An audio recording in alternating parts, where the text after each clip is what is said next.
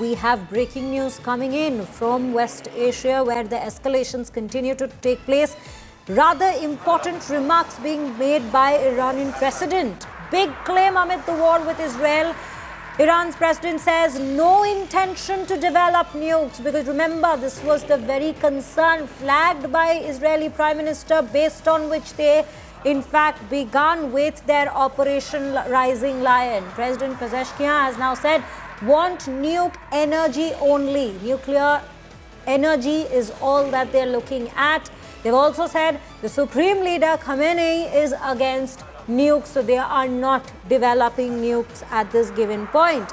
So this does give a different spin to the entire situation that has been escalating, or at least the basis on which these escalations began somewhere around 3 days back. Why the Israelis had been planning, which in fact Prime Minister Netanyahu himself came out to say that they were concerned with the uranium possession and the increase in the uranium possession of Iran, and that is why they were in fact protecting the rest of the world as well from an annihilation of sorts. And now this is the statement that comes in from Iran's president. Let's in fact cut in and bring in Shivani Sharma into the conversation. Shivani, important claims being made, and you know what this claim might actually do is it can actually completely reject the very basis on which the attacks were launched from the Israeli side, and from what a lot of global experts have been saying, geopolitical experts have been saying,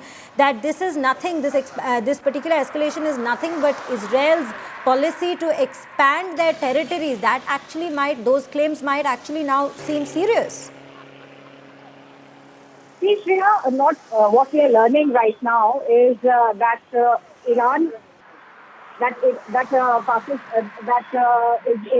claimed that Pakistan has actually come up and supported Iran in this whole conflict.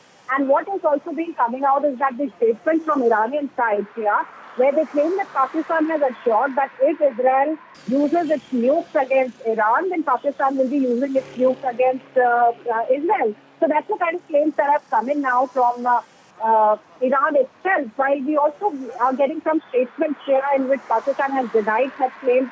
You know, the partnership and the diplomacy and the kind of relationship between Iran and Pakistan. And when it comes to nuclear weapons, the very spark of this whole conflict, remember, has been the concerns from Israel on the nuclear facility or the nuclear enhancements by Iran. And that's what has Iran always been saying, that Iran has been upping its ante in terms of its nuclear arsenal, and that is a concern for Israel.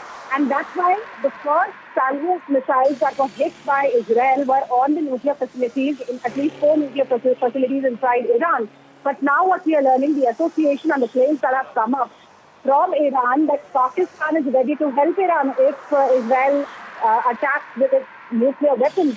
So this is a very concerning picture that is emerging. There is escalation from both the sides, but yes, expositions also now, Shreya, on the part of Pakistan, who has been a very irresponsible nation when it comes to the nuclear arsenal.